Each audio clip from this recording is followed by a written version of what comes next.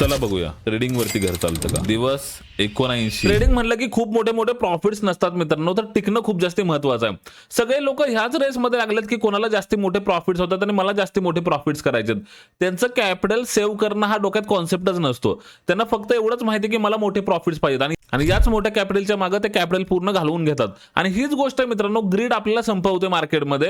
आणि इम्पॉर्टंट हे आहे की जो सक्सेसफुल ट्रेडर असतो, जो प्रोफेशनल ट्रेडर असतो, तो हे बघतो की माझं कॅपिटल कसं सेफ राहू शकतं। रिस्क पहिली त्याला माहिती असते। सो नमस्कार मित्रांनो, ट्रेडिंग चॅलेंज मधला दिवस आहे 79 आणि मी डायरेक्टली तुम्हाला आता चार्ट्स वरती दाखवतो। सो जर आजचं मार्केट बघितलं ना मित्रांनो, खूप जास्त इंटरेस्टिंग होतं। मार्केट इथं ओपन झालंय आज आणि तुम्ही बघा की जबरदस्त मोमेंटम आली आहे मार्केटमध्ये।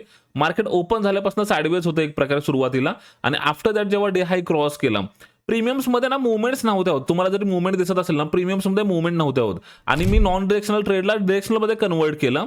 म्हणजे सुरुवातीला नॉन डिरेक्शनल होता आणि डिरेक्शनल कन्वर्ट केला। डिरेक्शनल कन्वर्ट केला तरी सुद्धा त्याच्यामध्ये पैसेच बनत नव्हते। सो खूप वेळ मी त्या ट्रेडला होल्ड केलं आणि सिंपल गोष्ट ही आहे की ओटीएम शॉर्ट केलं होतं, कारण की तुम्हाला माहिती मी डिफेन्सिव्ह प्ले करतोय आणि उद्या आहे एक्सपायरी आहे। प्रीमियम ओटीएम आहे, प्रीमियम्स मध्ये मिल्टिंगच नव्हतं, पैसेच बनत नव्हते बिलकुल। सो एका स्पाइक मध्ये ते प्रीमियम्स राईज करू शकले असते। सो दॅट्स वाय आपण त्या ट्रेडला एंटायर क्लोज केलं आणि ओव्हरऑल जर आजचा दिवस बघितला ना मित्रांनो, फक्त 350 रुपयाच्या प्रॉफिटवरती क्लोज झाला आणि ब्रोकरेज वगैरे कट केलं तर मला वाटतं 100 रुपये फक्त राहतील। आणि मी तुम्हाला हेच सांगतो की एव्हरी डे प्रॉफिट्स मोठे मोठे घेणं इम्पॉर्टंट नाहीये। तुम्ही सिक्युअर ट्रेडिंग केलं पाहिजे, टिकून राहिलं पाहिजे मार्केटमध्ये, हे खूप जास्त इम्पॉर्टंट आहे। सो होप सो की उद्या चांगलं मार्केट राहावं आणि चांगले प्रॉफिट्स आपल्याला भेटावे। सो चला मग डिरेक्टली आता उद्या भेटूया। बाय बाय, जय महाराष्ट्र।